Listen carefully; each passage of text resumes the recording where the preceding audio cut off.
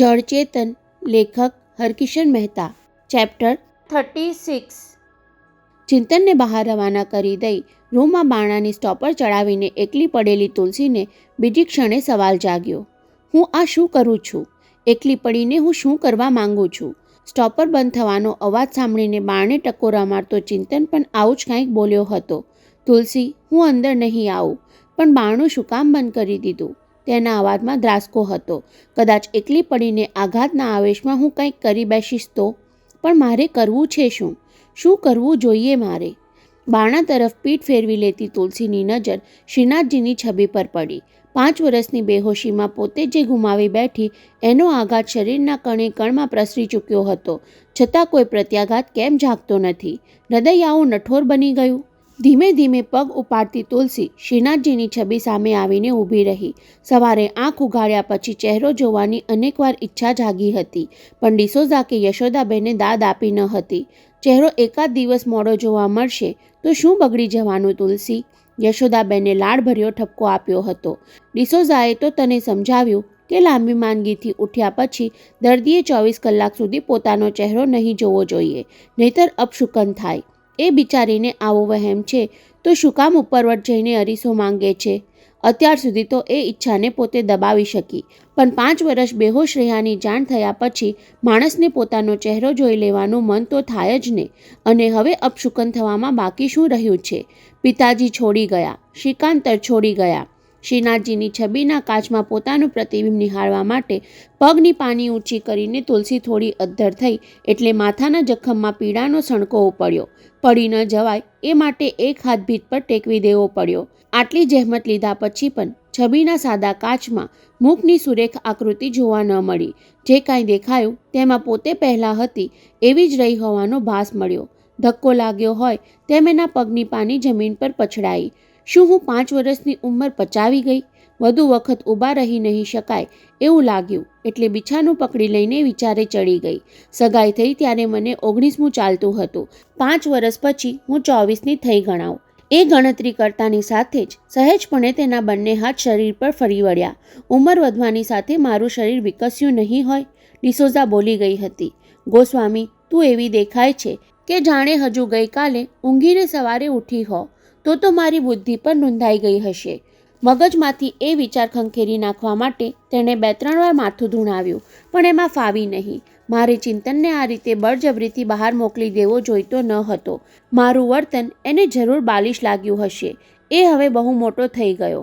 એ મને તુલી કહે છે ત્યારે આંખો મીચીને પડી હોવ તો બહુ સારું લાગે છે, પણ આંખો ઉઘાડીને તેનો ચહેરો જોઉં છું ત્યાં 5 વર્ષનો તફાવત નજરે ચડી આવે છે.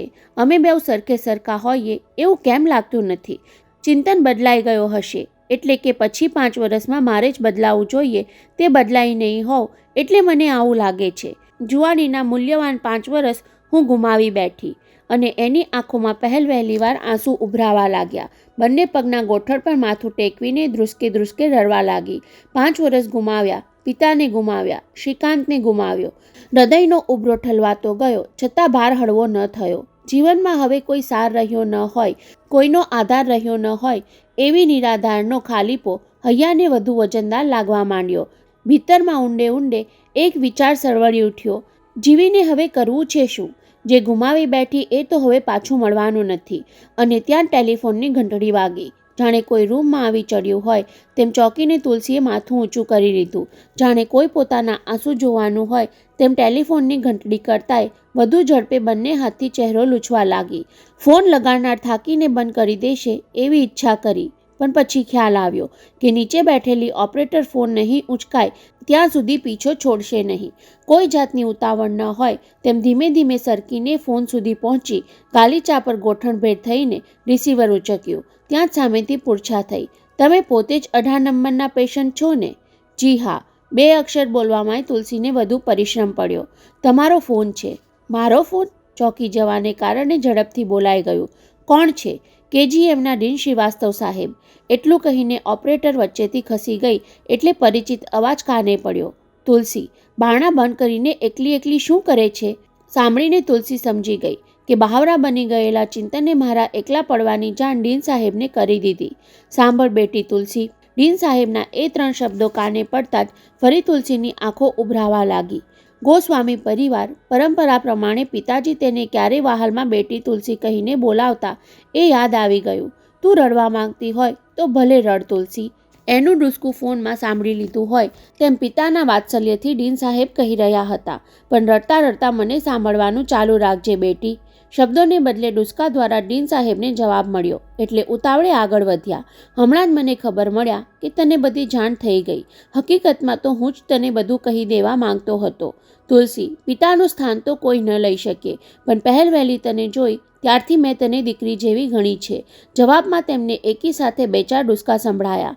5 વર્ષની બેહોશીમાં તે શું ગુમાવ્યું છે એ તો તું જાણી ચૂકી છે તુલસી, પણ તે શું મેળવ્યું છે એનાથી તું હજુ અજાણ છે. બેહોશ પડેલીને શું મળવાનું હતું? આંખમાંથી રેલાતા ખરા આંસુ જીભને ટેરવે ચડી ગયા હોય તે મેં બોલી ઉઠી. 5 વર્ષ અને 2.25 માસ જળની જેમ પડી રહી હતી, પણ તારી આસપાસ કેટલું બધું ચેતન હતું એની તને બેહોશીમાં ક્યાંથી જાણ હોય તુલસી? ડીન સાહેબના અવાજમાં વાત્સલ્ય ભાવ ઘૂંટાતો હતો. આપણી હોસ્પિટલમાં એકે એક નર્સ, દરેકે દરેક વ્યક્તિ તારી સ્વજન બની ગઈ. હોસ્પિટલ સ્ટાફના સ્પેશિયલ રૂમમાં તું 5 વર્ષ અને 2 મહિના રહી. એ અરસામાં કદી કોઈએ વિચાર્યું સુદ્ધા ન હતું કે તું અમારાથી રિસાઈ જઈશ. દરેકના હૈયે શ્રદ્ધાની અખંડ જ્યોત જલતી રહી હતી.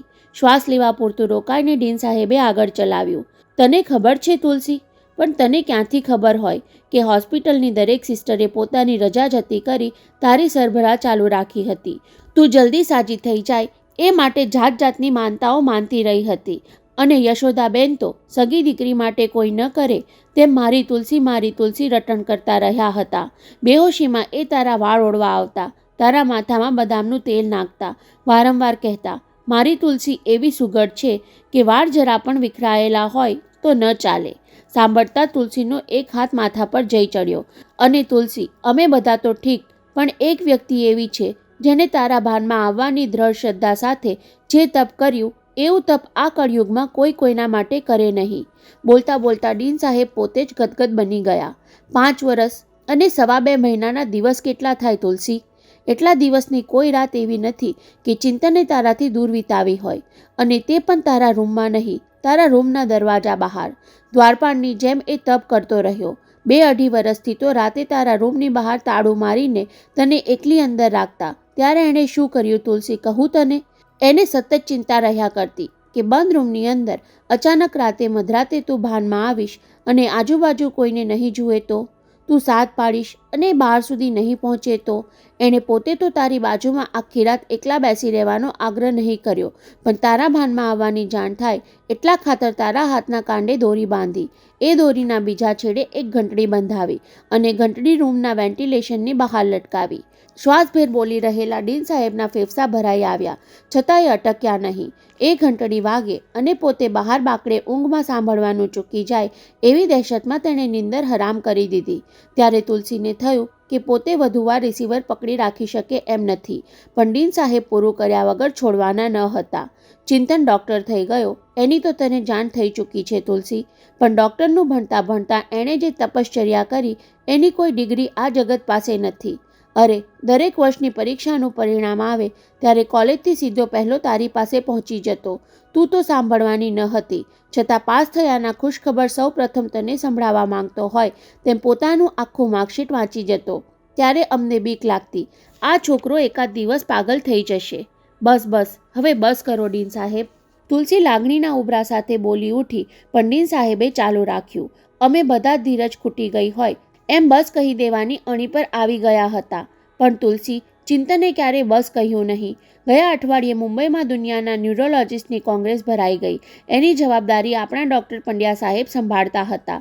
એના ચેલા બની જઈને ચિંતને મગજશાસ્ત્રના ચોપડા તો ફેંદી જ નાખ્યા હતા, પણ આવા નિષ્ણાંત મગજશાસ્ત્રીઓ અહીં આવી રહ્યા છે એનો લાભ લઈને એની પાસે તારી સારવાર કરાવવા માટે 1 વર્ષથી એ પાછળ પડી ગયેલો. દરેક ન્યુરોલોજિસ્ટને પત્ર લખી તારો કેસ સમજાવીને આજીજી કરે કે આપ મુંબઈ આવો ત્યારે આ કેસ જરૂર હાથમાં લેજો.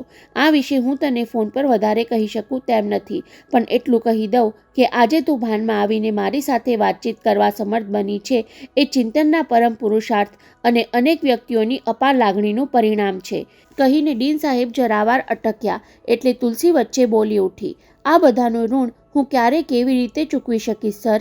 બદલાની આશા રાખીને કર્યું હોય એ લોકો જ ઋણ ચૂકવવાની આશા રાખે તુલસી. જેણે જે કર્યું એમાં ઉપકાર નહીં પણ સદ્ભાવ હતો. એટલે જ કહું છું કે 5 વર્ષમાં તે જે ગુમાવ્યું એને ભૂલી જવાનો પ્રયાસ કર અને જે કાંઈ મેળવ્યું છે તેને યાદ કરતી રહે. ભલે સર, હું પ્રયત્ન કરીશ. અવાજમાં સ્વસ્થતા લાવવાની કોશિશ સાથે તુલસી બોલી ગઈ. સર, મને આ નવું જીવન આપવામાં જે કોઈ નિમિત્ત બન્યા છે એ દરેકને એકવાર મળી લેવું છે. એ દરેકને મારે વંદન કરવા છે. ત્યારે ડીન શ્રીવાસ્તવનો આછો નિસાસો તુલસીના કાને પડ્યો. તને હજુ ખબર નથી તુલસી કે અમારા 5-7 જણા સિવાય કોઈને જાણ થવા દીધી નથી કે તું ભાનમાં આવી ચૂકી છે. હે? જિજ્ઞાસા જોર કરી ઉઠી હોય તેમે પૂછી બેઠી. એમ કેમ સર? એ રહસ્ય હું તને રૂબરૂમાં આવીને સમજાવીશ, પણ એ પહેલાં તારે મને એક બાબતમાં સંમતિ આપવાની છે. શેની સંમતિ સર? તારે આવતીકાલે જ મુંબઈ છોડી જવાનું છે. બોલ, જઈશ ને તુલસી? આવતીકાલે જ? આજે જવાનું હોય તો કાલ પર મુલતવી રાખી શકાય એમ નથી તુલસી. ડીન સાહેબનો અવાજ ગંભીર બની ગયો. તું ભાનમાં આવી છો એ જાહેર થઈ જાય ત્યાર પહેલાં તારે સ્વિટ્ઝરલેન્ડ પહોંચી જવાનું છે. 2 સેકન્ડ સુધી તુલસી તરફથી જવાબ ન મળ્યો એટલે ડીન શ્રીવાસ્તવે ઉમેર્યું, એવું નહીં થાય તો ઘણા બધા પર ઘણી બધી ઉપાધિ આવી પડશે. ઉપાધિ? મારે કારણે? તુલસીના અવાજમાં ફડકો ઉમેરાયો. નહીં સર, મારે કારણે ઘણા બધાએ અત્યાર સુધી ઘણી બધી ઉપાધિઓ વહોરી. હવે તો બીજાઓની ઉપાધિમાં ભાગીદાર બનવા સિવાય જીવનમાં મારે બીજું કાંઈ કરવાનું રહેતું નથી. That is the spirit. તે અમારા સૌની બહુ મોટી મૂંઝવણ ટાળી દીધી તુલસી. ડીન સાહેબ ગદગદ અવાજે બોલી ગયા. હું કલાકમાં ત્યાં આવું છું. ત્યાં સુધીમાં તું ચિંતન સાથે સ્વિટ્ઝરલેન્ડ જવાની માનસિક તૈયારી કરવા માંડ. ચિંતન સાથે જવાનું છે? ચોંકીને તુલસી હજુ તે પૂછવા જાય ત્યાર પહેલાં જ સામેથી ફોન મુકાઈ ગયો. થોડીવાર માટે તુલસી વિચારમગ્ન બની ગઈ. ડીન સાહેબે કેટલી ઝડપે કેટલું બધું કહી નાખ્યું એમનું કહેલું યાદ કરતી રહી. પછી એકાએક બંધ બારણા પર નજર ગઈ. ચિંતન બહાર રાહ જોતો ઊભો હશે એવો ખ્યાલ આવ્યો. રૂમના બારણાની સાથોસાથ મનના દ્વાર પણ ખોલી નાખવા માંગતી હોય તેમ જુસ્સાભેરે ઊભી થઈ ગઈ. આટલી બધી વાર ગોઠણ વાળીને બેસી રહેવાથી જકડાઈ ગયેલા સાંધામાં કળતર અનુભવી. બારણાની સ્ટોપર ખોલવા માટે હાથ લંબાવતી હતી ત્યાં યાદ આવ્યું, નહીં, રોતી સુરત સાથે આવકાર આપવાનું સારું નહીં લાગે. પાછી ફરીને લોટામાંથી પ્યાલામાં પાણી ભર્યું, થોડું પીધું અને થોડું મોં પર છાંટ્યું. આંસુથી ખરડાયેલા ગાલ પર નેપકિન ફેરવ્યો. બંને હાથે માથાના વાળ ઠીકઠાક કર્યા અને છેલ્લે હોઠ પર હુંફાળું સ્મિત સજાવીને તેણે બારણું ખોલ્યું તો સામે ચિંતન ઊભો હતો. બંનેની નજર મળી. બંનેના સ્મિત અફડાયા. જાણે 5 વર્ષ 2 માસ અને 7 દિવસનું અંતર 5-7 પળમાં પૂરી નાખવા માંગતા હોય એવી આત્મીયતાથી એકબીજાને જોતા રહ્યા. અચાનક કોઈક વિચાર ઝબકી ગયો હોય તેમ સ્મિત સંકેલી લેતી તુલસી 2 ડગલા પાછળ હટી ગઈ. એણે પ્રવેશ કરવાની જગ્યા કરી આપી એટલે ચિંતન આગળ વધ્યો. રૂમના બારણા બંધ થયા તેની સાથે તુલસીએ મનના દ્વાર પણ બીડી દીધા. એકાંતને બોલતું કરવા ચિંતને પૂછવું પડ્યું, શું વિચારમાં પડી ગઈ તુલી? જવાબમાં તુલસીએ જમણો હાથ તેના તરફ લંબાવ્યો. હાથ મિલાવવાની એની ચેષ્ટા જોઈને ચિંતનના હૈયામાં લાગણીનો ફુવારો ઉછળી આવ્યો. તુલસીએ ધરેલો નાજુક હાથ પોતાના મજબૂત પંજામાં લેતા જ ચિંતનના અણુએ અણુમાં ઝણઝણાટીની ધાણી ફૂટવા લાગી. ચિંતન, અભિનંદન, આખરે તું ડૉક્ટર થઈ ગયો. તુલસીના અવાજમાં આત્મીયતા હતી પણ શબ્દોની ઔપચારિકતા ચિંતનને હળવો આંચકો આપી ગઈ. યાદ છે તુલસી? એ તુલી કહેવા જતો હતો પણ કહી ન શક્યો. મેડિકલ કોલેજમાં દાખલો થયો ત્યારે તે વચન આપેલું કે હું ડૉક્ટર થઈશ ત્યારે તું મારી પડખે હોઈશ. મને તો તું અત્યારે ડૉક્ટર થઈ ચાલ્યો આવે છે અને વચન પ્રમાણે હું તારી પડખે જ ઊભી છું, કહી તુલસી હસી ખરી પણ પહેલાં જેવું હુંફાળું નહીં. તુલસી પડખે ઊભા રહેવાનો અર્થ? એટલું બોલ્યા પછી ચિંતનને થયું કે અર્થની ઉતાવળ કરવા જતાં અનર્થ સર્જાઈ જશે એટલે સત્વરે વાળી લીધું. મેં તો સંકલ્પ કરી લીધો છે તુલસી કે સમસ્ત જીવન આપણી હોસ્પિટલના દર્દીઓની સેવામાં સમર્પી દેવું. એમાં તું મારી પડખે રહીશ ને તુલસી? હવે તુલસીના હોઠ જ નહીં, મુખની પ્રત્યેક રેખા હસી પડી. આંખોની પાપણ દ્વારા હકારમાં જવાબ આપીને તેણે હાથ પાછો ખેંચી લીધો.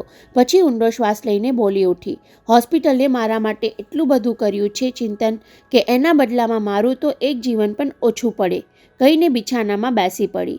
પણ એ માટે તારે જલ્દી સાજા થઈ જવું પડશે તુલસી. સાંભળીને તુલસી ક્ષણવાર માટે તેને તાકી રહી, પછી પાછું મલકી. અને જલ્દી સાજા થવા માટે બહુ જલ્દી સ્વિટ્ઝરલેન્ડ જવું જોઈએ, એમ જ ને ચિંતન? સાંભળતા જ ચિંતનની આંખો પહોળી થઈ. જે કામ મેં માથે લીધું હતું એ ડીન સાહેબે ફોનથી ઉકેલી આપ્યું. પોતે શ્રીકાંતને 2 વાર ફોન કર્યો. બપોરના ફોનમાં જજ સાહેબે કહ્યું કે શ્રીકાંત રુચિ બંને બહાર ગયા છે. પોતે શ્રીકાંતને કહેવાનો હતો કે કટોકટીનો એક જ ઉકેલ છે, તમે તુલસીને સ્વિટ્ઝરલેન્ડ જવા માટે સમજાવો. મારી સાથે સ્વિટ્ઝરલેન્ડ આવવું પડશે એની ચિંતામાં પડી ગયો ચિંતન, કહીને તુલસીએ એને વધારે ચોંકાવ્યો. ડીન સાહેબે તુલસી પાસે એ પણ પાકું કરાવી નાખ્યું. તારી સાથે નહીં આવવા મળે એવી ચિંતા હતી તુલસી, કહેતો એ લાગણી નીતરતી નજરે તેને તાકવા લાગ્યો. ડીન સાહેબે કહ્યું કે મારી સાથે એક ડૉક્ટરનું આવવું જરૂરી છે. કમ અને અસત્ય ઉચ્ચારીને તુલસી હસી ગઈ. અને તારા સિવાય મારી સાથે આવવા માટે બીજો કયો ડૉક્ટર નવરો હોય? એણે હસીને કહ્યું હોવા છતાં ચિંતનને ખટકી ગયું. એને બદલે તુલસીએ એમ કહ્યું હોત કે તારા સિવાય બીજા કોઈ ડૉક્ટરને મારી સાથે લઈ ન જાઓ ચિંતન, તો પોતાને કેવું સારું લાગ્યું હોત. પરંતુ સારું ખરાબ લગાડવાના સંજોગો ક્યાં હતા? તુલસી સંપૂર્ણ સાજી થઈ જાય એનાથી વિશેષ સારું લગાડવા જેવું બીજું છે પણ શું? ધીમે ધીમે બેડ પાસેની ખુરશી પર ગોઠવાતા એણે ભીતરનો ભાર ખંખેરી નાખ્યો. તુલસી, સવારે તે મને એક કામ સોંપ્યું હતું. કામનું કે શ્રીકાંતનું નામ પાડ્યા વગર તેણે કહ્યું. એ માટે મેં 2 વખત ફોન કર્યો, પણ મેળાપ થયો નહીં. સારું થયું, તુલસી નિર્લેપ ચહેરે બોલી ગઈ. સવારે હું જાણતી ન હતી અને હવે જાણ્યા પછી મેળાપની ઈચ્છા પણ મરી ગઈ. ચહેરા પર ભલે કોઈ ભાવ ન હતા, પણ અવાજની વ્યથા એ છુપાવી શકી ન હતી. હજુ સુધી એમને તો જાણ પણ નથી કે તું. ચિંતન એટલું બોલે ત્યાં હાથ આડો ધરી તુલસીએ એને અધવચ્ચે રોકી પાડ્યો. પ્લીઝ ચિંતન, જે ભૂલી જવાનું છે એ યાદ નહીં કરાવ, તળાયેલા અવાજે બોલી. તેને બદલે જેની મને વિસ્મૃતિ થઈ છે એવી વાત કર. હું કેમ કરતા પડી ગઈ? બેહોશ થઈ ત્યારે મારી પાસે કોણ હતું? મારે એ બધું જાણવું છે. સાંભળીને ચિંતન સમસમી ગયો. ખોટું બોલીને એ તુલસીનો વિશ્વાસ ગુમાવી બેસવા માંગતો ન હતો અને સાચું કહીને તેને વસમો આઘાત આપવાનું જોખમ ખેડી શકે તેમ ન હતો. ગોસ્વામીજી દેહ છોડી ગયા અને શ્રીકાંત તેને છોડી ગયો. આ 2 આઘાત સહી ગયેલી તુલસી સખારામના બળાત્કારના પ્રયાસની વાત સાંભળીને છડી પડવાની હતી. તુલસીની માનસિક સમતુલા માટે એ વિસ્મૃતિ તો અત્યારે વરદાન જેવી હતી. જેની સારવાર લેવા આપણે સ્વિટ્ઝરલેન્ડ જઈ રહ્યા છીએ એમણે ખાસ તાકીદ કરી છે. ચિંતને ગળે ઉતરે એવું કારણ શોધી કાઢ્યું. સવારના 10 થી સાંજના 4:30 સુધીની 6.5 કલાકની એ વિસ્મૃતિને પરાણે પાછી લાવવાનો પ્રયાસ કરશો નહીં. ડૉક્ટર લેમ્બર્ટનું કહેવું છે કે દર્દીને આપણે બધું યાદ કરાવવું જોઈએ. બીજા કહે તે સાંભળ્યા પછી પણ પેશન્ટને પોતે જે અનુભવ્યું છે એવું નહીં લાગે. એને બદલે વગર કહીએ કે ધીમે ધીમે કે એક ઝાટકે યાદ આવી જાય તો જ મગજની ખામી દૂર થઈ ગણાય, કહીને શ્વાસ ખાવા રોકાયેલા ચિંતને ઉમેર્યું. તને બરાબર સમજાયું ને તુલી? જવાબમાં માથું ધૂણાવીને તુલસી થોડીવાર તેને જોઈ રહી ત્યારે ચિંતનને લાગ્યું કે સાચા ખોટાની ચકાસણી કરતી લાગે છે, પણ તેને બદલે સાવ જ જુદો પ્રતિભાવ સાંભળવા મળ્યો. ચિંતન, તું કોઈ મોટા ડૉક્ટરની જેમ બધું બોલી ગયો. મારા પર તારી ડૉક્ટરીનો રૂઆબ છાંટવાનું રહેવા દે, કહેતી હસી પડી ત્યારે ચિંતન ગેલમાં આવી ગયો. બસ હવે પહેલાંની તુલી બની ગઈ, પણ એનો આનંદ ક્ષણ જીવી નીવડ્યો. હસી પડેલી તુલસી બીજી ક્ષણે ગંભીર બની ગઈ. મારી તને એક રિક્વેસ્ટ છે ચિંતન. સ્વિટ્ઝરલેન્ડમાં ન તો હું તને ચિંતુ કહીશ કે ન તારે મને તુલી કહેવાનું. હવે આપણે મોટા થઈ ગયા. હા, આપણે બહુ મોટા થઈ ગયા. ચિંતને નિશ્વાસ દબાવી રાખતા કહ્યું. પૂરા 5 વર્ષ 2 મહિના અને 7 દિવસ મોટા થઈ ગયા તુલી. જો પાછું તુલી? ટપકા ભરી નજરે જોતી એ બોલી ગઈ ત્યારે ચિંતનને રમૂજ છેડી. 1 વાર નહીં 1000 વાર તુલી કહીશ, કહેતા હળવેકથી ઉમેરી લીધું. સ્વિટ્ઝરલેન્ડની ધરતી પર પગ મૂક્યા પછી નહીં કહું બસ? આમ કહેતી વખતે ચિંતનના ચહેરા પર ઉપસી આવેલો રમતિયાળ તોડ જોઈને તુલસીના હોઠ પર શબ્દો આવી ગયા. અત્યારે તું અસલ ચિંતુ જેવો લાગે છે, પણ આવું કહેવા જતાં માયાના બંધનની ગાંઠ વધુ મજબૂત બની જશે એવી દહેશતથી એણે હોઠ ભીડી લેવા પડ્યા.